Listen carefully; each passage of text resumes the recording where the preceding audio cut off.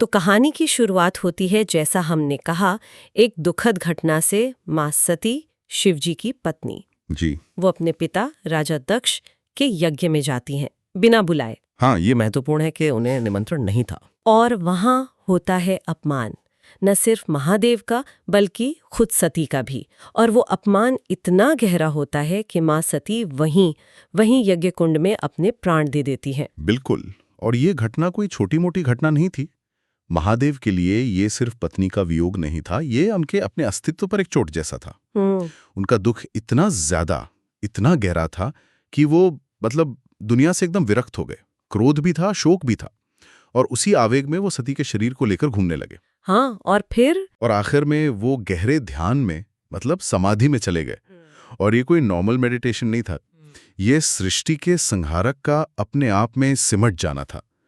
चेतना का बाहरी दुनिया से कनेक्शन पूरी तरह टूट गया था, कह सकते हैं। जरा सोचिए, जो शिव सृष्टि के लय और प्रलय को कंट्रोल करते हैं, वो ही अगर इतने गहरे दुख में डूब जाए, निष्क्रिय हो जाए, तो सृष्टि का क्या हुआ होगा? वही हुआ जिसका डर था।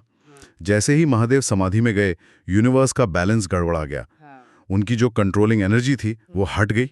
तो फिर नेगेटिव फोर्सेस, आसुरी शक्तियां, वो हावी होने लगी। तारकासुर जैसे राक्षस, उनका आतंक बहुत बढ़ गया। अच्छा। पृथ्वी पर तो हाहाकार मचाई, देवलोक भी परेशान हो गया। धर्म कमजोर पड़ने लगा, अधर्म फैलने लगा।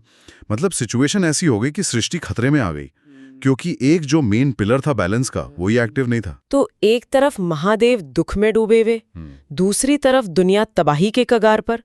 देवताओं ने क्या किया फिर? उनके लिए तो डबल मुसीबत थी। हाँ, उनके पास कोई रास्ता बचा नहीं था। वो सब मिलकर गए ब्रह्मा जी के पास, जो सृष्टि के रचयिता हैं, और विष्णु जी के पास, जो पालन करता है। उन्होंने पूरी सिचुएशन बताई कि भाई, महादेव तो समाधि में है और राक्षस काबू से बाहर हो रहे हैं, कुछ करना होगा। तो क्या हल निकला? हल यही निकला कि इस संकट से निपटने के लिए एक महाशक्ति की जरूरत है। कोई ऐसी शक्ति जो इन सब राक्षसों को हरा सके। और वो शक्ति कौन हो सकती थी? देवी आदिशक्ति। लेकिन आदिशक्ति तो उन्हें प्रकट कैसे किया गया? कोई खास पूजा या यज्ञ? हाँ, ये एक बहुत ही एक्स्ट्रॉर्डिनरी घटना थी। ब्रह्मा जी और विष्णु जी के गाइडेंस में सारे देवताओं ने अपनी अपनी शक्तियां, अपनी एनर्जीज को एक जगह कॉन्सेंट्रेट किया। अच्छा। उनकी कलेक्टिव पावर से, उनकी इच्छा शक्ति से एक बहुत ही तेज डिवाइन रोशनी पैदा हुई, एक ज्योतिपुंज। और उसी ज्योतिपुंज से मां आदिशक्ति प्रकट हुई। वाह! उनके बहुत सारे हाथ थे, हर हाथ में देवताओं का दिया हुआ एक हथियार। उनका रूप इतना तेजोमय था, इतना भव्य था कि वो खुद ही सिग्नल था कि अब असुरों का विनाश होगा। ये दिखाता है कि जब जरूरत पड़ती है तो सारी डिवाइन एनर्जी मिलकर एक नई शक्ति बना सकती है। ये तो कमाल है।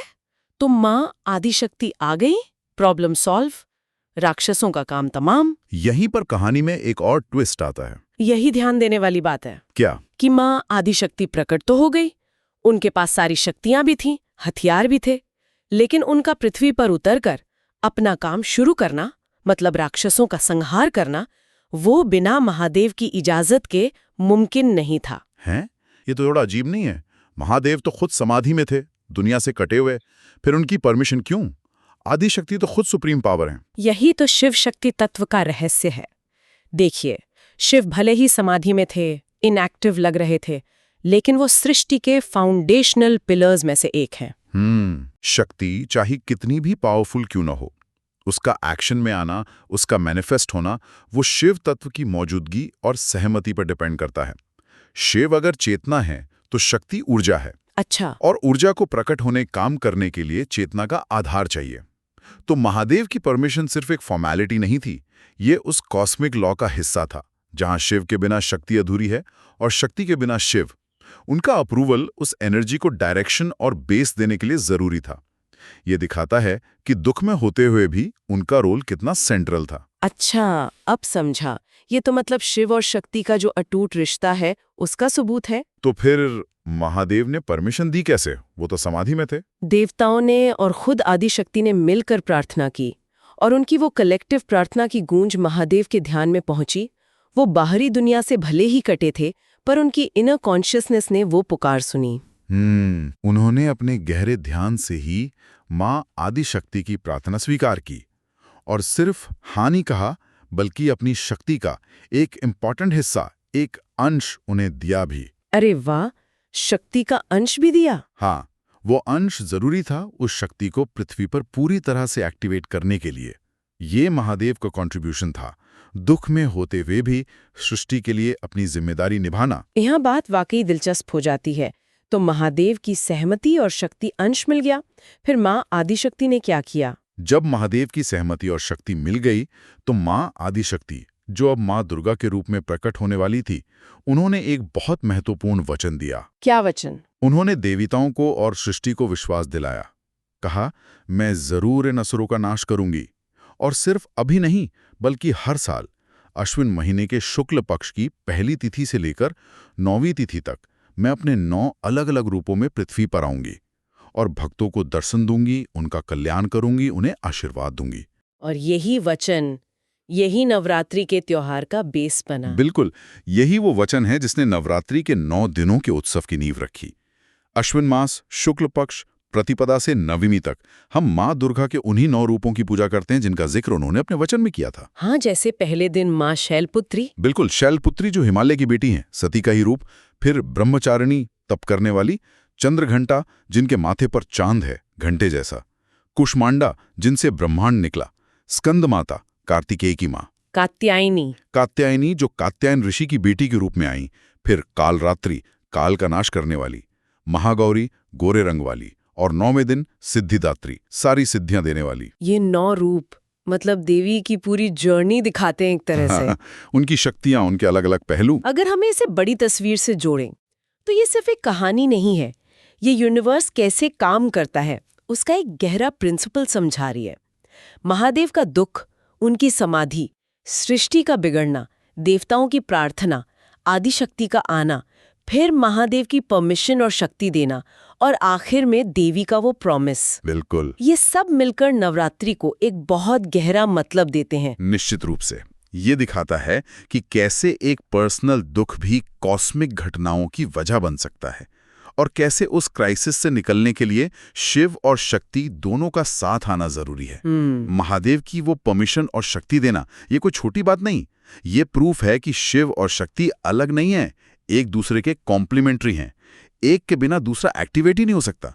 तो नवरात्रि सिर्फ शक्ति की जीत नहीं है, ये शिव शक्ति की मिलीजुली कृपा का त्योहार है। और लेख में ये भी बताया गया है कि नवरात्रि के उन 9 दिनों में भी महादेव का रोल खत्म नहीं होता है ना? हाँ बिल्कुल, ऐसा नहीं है कि उन्होंने बस परमिशन दे दी और साइड हो गए। कई ट्रेडिशंस में मानते हैं कि नवरात्रि के दौरान महादेव माँ दुर्गा के रक्षक के रूप में मौजूद रहते हैं। भैरव के रूप में। हाँ, भैरव के रूप में भी उनकी पूजा होती है। हर शक्तिपीठ के पास भैरव का स्थान होना इसी बात का सिंबल है। और साथ ही वो आदि योगी हैं, सुप्रीम कॉन्शियसनेस। तो नवरात्रि की जो साधना है, जो एनर्जी और शक्ति की पूजा है, उसका स्टेबल बेस, उसका आधार शिव ही देते हैं।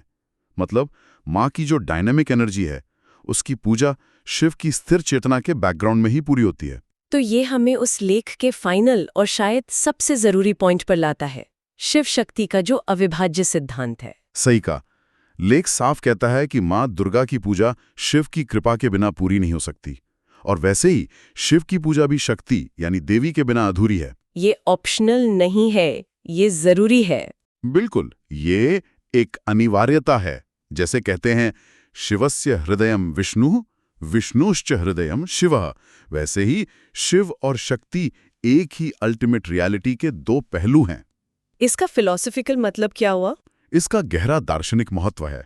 ये सृष्टि में और आध्यात्म में पुरुष यानी चेतना, स्थिरता जो शिव तत्व है, और प्रकृति यानी ऊर्जा, गतिशीलता जो शक्ति तत्व है, उनके इटर्नल बैलेंस और एक दूसरे पर निर्भरता को दिखाता है। एक के बिना दूसरा अधूरा है। अधूरा है मतलब निरर्थक है। शिव बीज है तो शक्ति उसका अंकुरण और पेड़ बनना। शिव विचार है तो शक्ति उसका एक्सप्रेशन।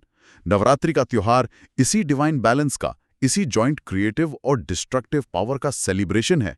ये हमें याद दिलाता है कि लाइफ और यूनिवर्स इसी डुअलिटी और बैलेंस पर चलते हैं।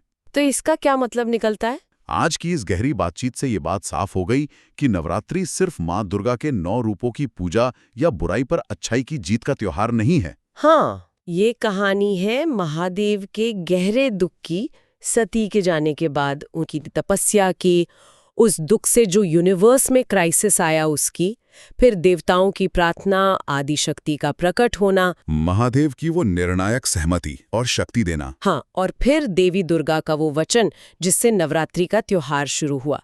ये पूरी जर्नी है। हमने देखा कि कैसे ये सफर माँ सती के आत्मदाह और शिव के शोक से शुरू होकर यूनिवर्स के डिसबैलेंस, देवताओं के इंटरवेंशन, शिव शक्ति के जरूरी सहयोग से होते हुए नवरात्रि की स्थापना तक जाता है। इसमें दुख भी है, संकल्प भी है, विनाश का डर भी है, क्रिएशन की उम्मीद भी है, शक्ति का प्रदर्शन भी है और आशीर्वाद का वचन भी। हाँ बिल्कुल, ये लाइफ के पूरे साइकिल का एक मिनिएचर है। बिल्कुल।